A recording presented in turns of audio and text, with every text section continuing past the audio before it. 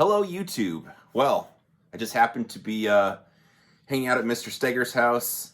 I mounted a red dot on his newly acquired M&P pistol yesterday. We took it to the range today and did some shooting. And I just thought I'd make a video to talk through it because, well, the M&P boys seem to be interested. There's a couple people I know that shoot these and really like them. Probably the most noteworthy of the people I talk to, I guess, Hunter Constantine. I like Hunter a lot, but he's all about the M&Ps and really likes them. So anyway, Ben and I talked about it. I was like, hey, we should, see what's going on with these pistols, or at least give them a try, because I don't know. I don't feel like these probably get mentioned that much in the conversation. Otherwise, it'd be a Sig Sauer or, well, maybe not anymore, but Walther PDP, Glocks, obviously. So when people think of duty pistols, at least in my circles, I don't encounter that many people with these. But like I said, there's a handful of people out there that use them and that really speak highly of them. So it's worth trying one out. We had a fun time shooting it today. So what this is a polymer framed M&P 2.0. It's flat dark earth because I don't know why Ben chose to buy that color. Tactical, I suppose. It's a 5-inch gun, polymer frame. What else? I think that's the important stuff. It's optics ready. It already came with these tall sights on it. This, I'm not going to pronounce it right. Siley, maybe?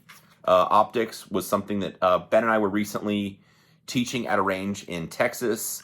And the optics company was kind enough to have some optics there waiting for us. So anyway, we both got a few optics from them. I think 4 of them for each of us. Different models they were kind enough to give us. So Ben decided to mount that bad boy on this M&P. Just holding the gun, just messing with the gun.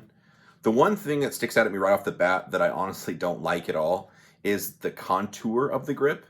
And I'll try to find this in a way that makes sense. But this, so if you, I've been messing with the back straps.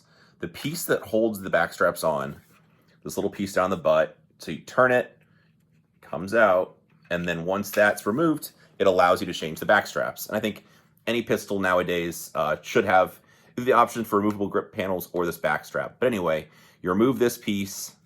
After that, the back strap comes out. The easiest way I can describe this to you, this is the medium back strap. When you look at the width of the pistol, once I add the back strap, it's going to show up very well, a little bit. Not enough to do it justice. The width of the pistol changes with this back strap. So this back strap width does not equal the width of the frame itself. So you've got a thicker part all through here, but not really in a way that makes any sense when you're holding onto the pistol. So firing hand on the gun and my support hand, I mean, you're trying to contact right in here. The meaty part of my palm is where it's got to go. So part of it is low, it's just plain frame. And then this part down here where is thicker, but it's just, I don't know. I don't like it, honestly. It recoils a little bit weird also. But, so anyway, I shot this gun a fair bit today and no issues at all shooting it straight with just reactive shooting and a little bit of doubles. But I was mainly just shooting it reactively, just getting a feel for how the gun shot and making sure we had it zeroed. But like I said, I just don't really like the feel of the frame. So all we had with us, we just did the medium back strap. So once we got back here, I tore it apart and started trying the other ones. There's a small also.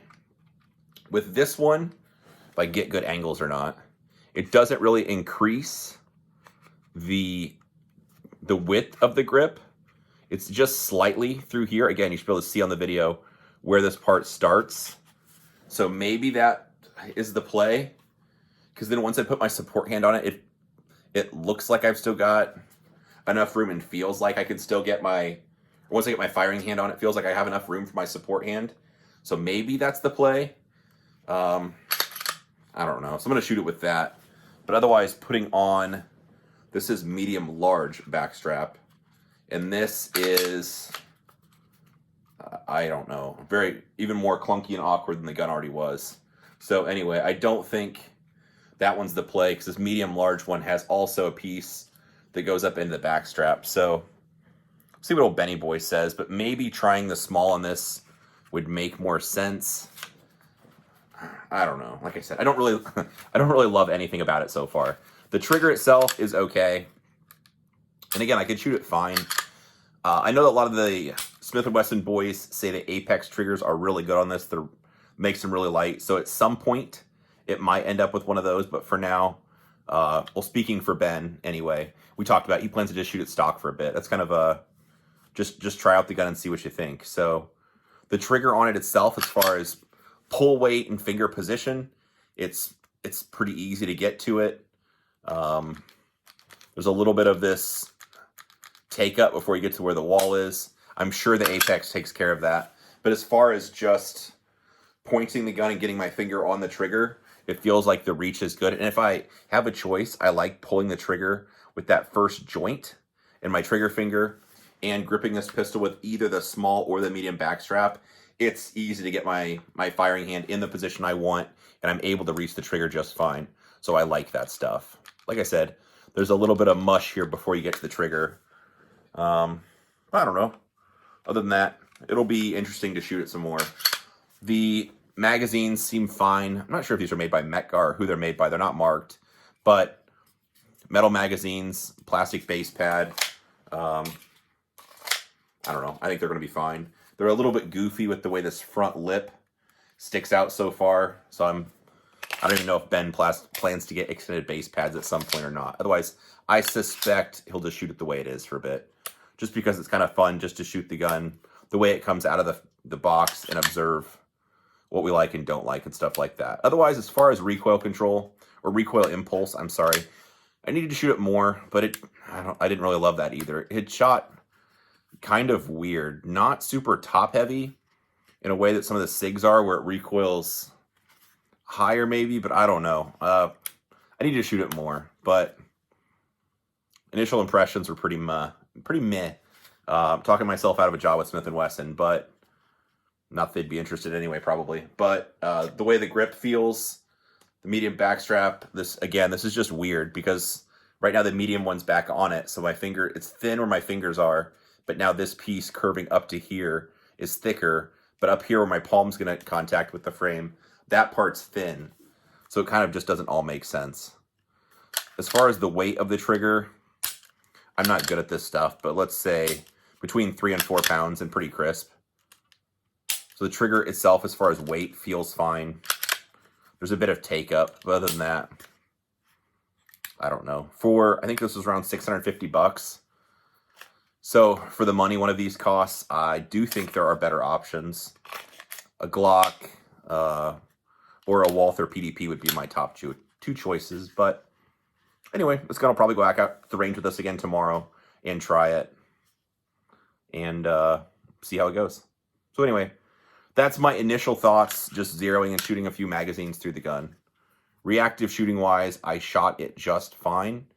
As far as hits on paper, we zeroed it. It was easily zeroed and had a fine result shooting it, but I just don't really love the way it feels in my hands or the way it recoils. So maybe with a few more days shooting it, my opinion or Ben's opinion will change, but that's where we're at for this point. So anyway, hopefully this answers, hopefully this is interesting, at least for initial thoughts. If you have questions, comments, drop them down below and we will try to get them answered.